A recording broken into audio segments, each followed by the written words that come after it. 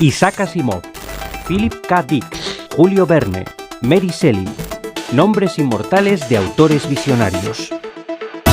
Ellos fueron capaces de ver más allá de la ciencia de su presente y, lo que es más importante, acercaron esta disciplina al público a través de artículos o novelas, historias imaginadas en un presente paralelo, un futuro cercano o muy, muy lejano, pero siempre con una base científica. Aquí comienza Más ciencia que ficción, la ficción al servicio de la ciencia. Isaac Asimov, Viviendo con robots. Hoy en día nos hemos acostumbrado a delegar parte de nuestro trabajo manual a máquinas preparadas para ello, ya sea en el día a día o en ámbitos más profesionales. Sin embargo, años atrás, solo el hecho de imaginarlo era tarea de los divulgadores científicos y en mayor o menor medida de aquellos autores dedicados a la ciencia ficción. Y entre todos ellos, un nombre: Isaac Asimov. Para muchos, el padre de la divulgación científica y de esa categoría conocida como ciencia ficción. Jesús Zamora es catedrático y profesor de Lógica, Historia y Filosofía de la Ciencia, además de admirador del creador de las 3 leyes de la robótica. Con él nos acercamos a la figura del divulgador que se convirtió en leyenda. Es la persona que ha acercado la ciencia al público en mayor medida posiblemente en la historia. Tal vez el único que pueda compararse que esté a su nivel sea Carl Sagan, pero es uno de los divulgadores más importantes de la historia.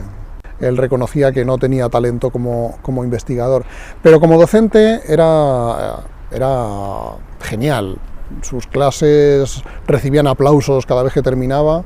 Esto, por otro lado, despertaba muchas envidias entre sus compañeros de facultad y, de hecho, no lo pasó muy bien en la universidad por esta rivalidad con sus compañeros y prácticamente la abandonó una vez que empezó a ganar más dinero gracias a sus libros que con la universidad. Pero este talento docente se manifiesta en sus obras de divulgación, que son posiblemente las más claras, las más fáciles de entender y no por ello menos profundas y rigurosas. La cantidad de obras publicadas en las que Asimov ha participado supera las 400. Esa ingente cantidad de libros incluye famosas novelas de ciencia ficción como Yo, Robot, su archiconocida saga Fundación o tratados de ciencia, de divulgación científica e incluso libros de historia antigua. Good morning, sir. Yet another on-time delivery from...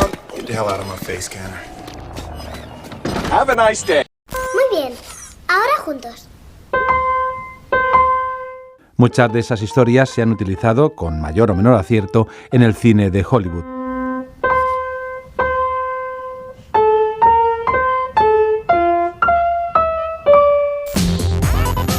Sus apariciones televisivas son variadas. Aquí destacamos esta entrevista de 1988 en el programa World of Ideas. En ella comentaba los beneficios de la futura, ahora presente, educación a distancia basada en las nuevas tecnologías de la comunicación.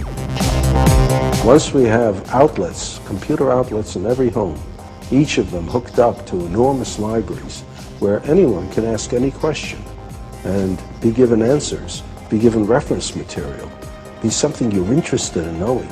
From an early age, however silly it might seem to someone else, that's what you're interested in. And you ask, and you can find out, and you can follow it up.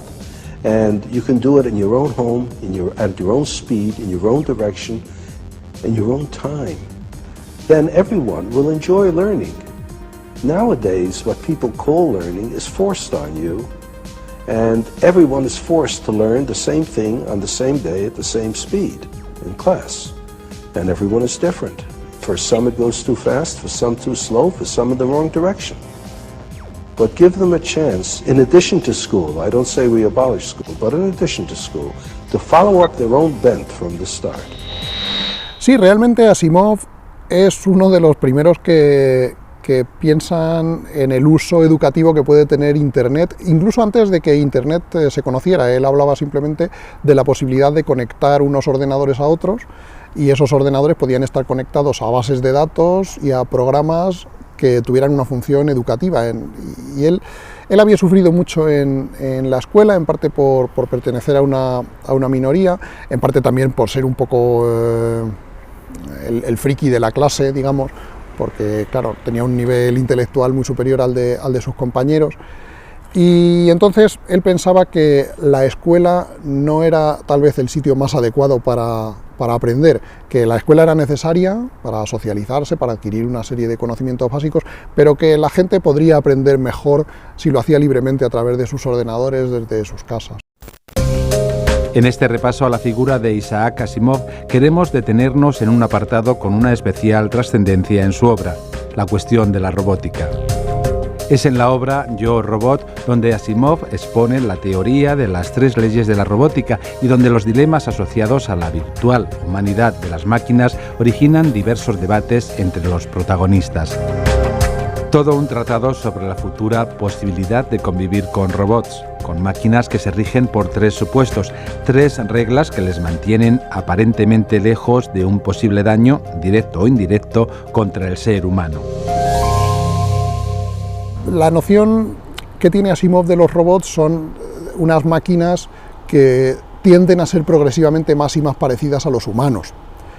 Esto es muy importante porque como obra literaria acerca de la relación del hombre con la máquina, o casi mejor de la máquina con el hombre, que es la que tiene el protagonismo en todas sus obras, como obra literaria sobre la relación entre la máquina y el hombre es muy profunda y muy interesante, y nos permite reflexionar mucho sobre el mundo mecanizado al que nos vamos encaminando. Pero también hay que reconocer que la imagen de los robots que aparece en las obras de Asimov está muy lejos de poderse desarrollar. En los robots hay 3 aspectos que pueden tener una mayor o menor semejanza con el ser humano, que son, primero, los movimientos físicos, el aspecto físico y el pensamiento. Digamos que hacer un robot que tenga un aspecto físico parecido a los humanos es relativamente sencillo. Consistiría en un maniquí que tuviese forma humana y tuviese alguna capacidad informática por dentro. Los movimientos humanos es algo mucho más difícil de conseguir. Es el gran problema, o uno de los grandes problemas a los que se enfrentan los diseñadores de robots. Pero el pensamiento humano, naturalmente, es muchísimo más difícil todavía de imitar. Hola.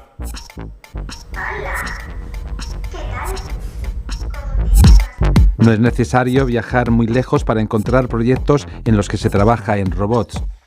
Aquí, en España, universidades y diversas instituciones se dedican a desarrollar lo que en un futuro pueden llegar a ser ayudantes en el trabajo o en el hogar. Compañeros repletos de circuitos que responden ante estímulos humanos.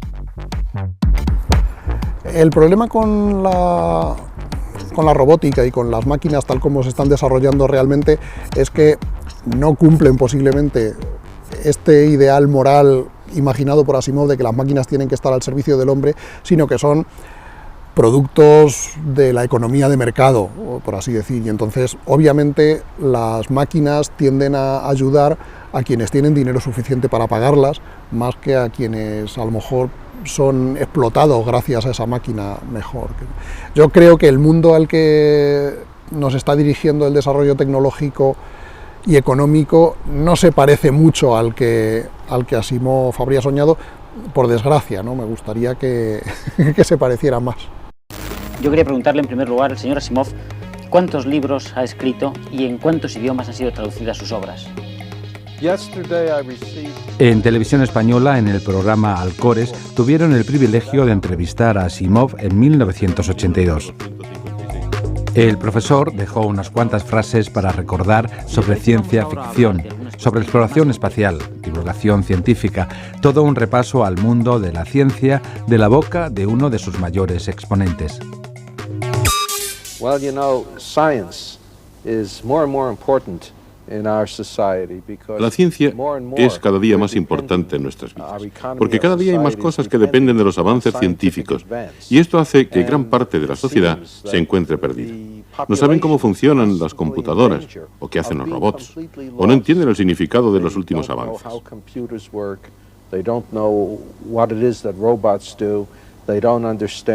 what these latest discoveries in space mean. Y yo creo que es importante que lo sepan, porque afecta a sus vidas y a la sociedad en que viven.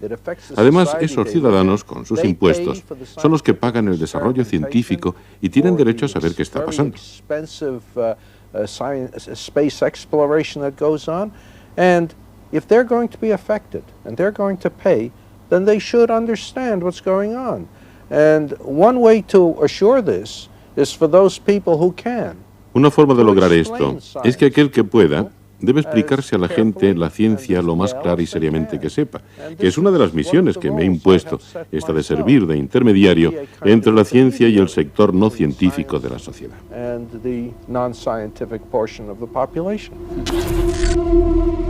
Gran parte del imaginario colectivo en cuanto a la robótica de nuestros días se lo debemos a Asimov, quien escribió sobre ciencia con envoltorio de ciencia ficción hasta 1992, año de su fallecimiento. A partir de entonces, el divulgador se convirtió en leyenda.